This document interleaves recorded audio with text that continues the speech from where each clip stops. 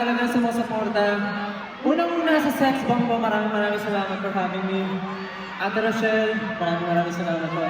Sa producers, sa lahat mo na bumubuo ng show na to, maraming salamat. At sa inyong lahat, maraming salamat! Again, mga Luna Magigal! Again, ako po si Stan ng SB19.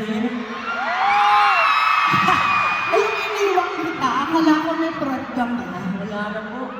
Sinantay ko eh. Siguro sa susunod.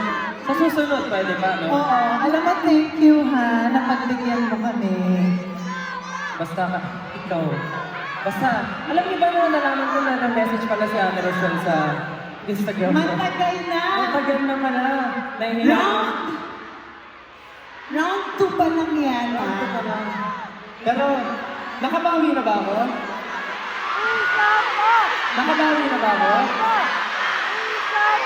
Wala. Ano?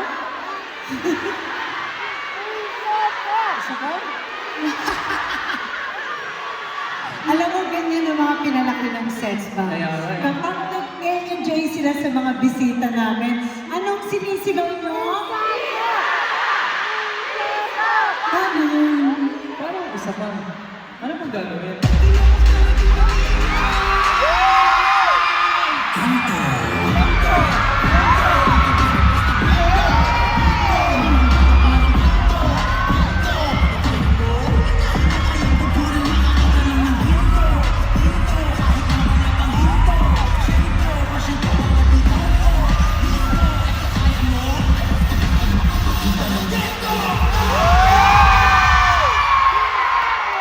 Alam mo, gusto man kitang sabayan. Ang awkward kasi nag...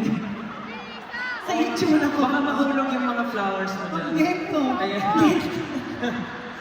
Pero, again, SMOA, Arena, maraming salamat po. Okay lang po, Ate Rochelle, mag-promote po ako dito. Oo naman. Okay lang po. Kahit ano, go step. Again, ako po si Stan ng SB19. Kinagagal ako po kayong makilala ngayong gabi lahat. Gusto ko lang po sabihin na kami pong SB19 ay magpo-perform po sa Lollapalooza. Sa July na po yan. At sana po ay maging maganda po ang kalalabasan ng performance nito para mas makilala pa po ng buong mundo ang galing at talento ng buong Pilipinas. Baka po sa susunod, dito na sila mag-show sa atin, di ba? Malay natin. Di ba nga? Hindi natin masasabi. Why not? Magpa-perform din po kami sa Summer Sonic po sa Japan.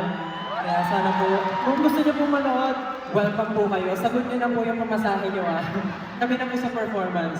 At ayun, sana po supportahan niyo po ang kakalabasan namin na album na Wakas at Simula. Sana po supportahan niyo yun. Again, maraming salamat. Muli ako po si Stan at kinagagalang po kayong makilala. Maraming salamat po. Thank you, Ate Rochelle.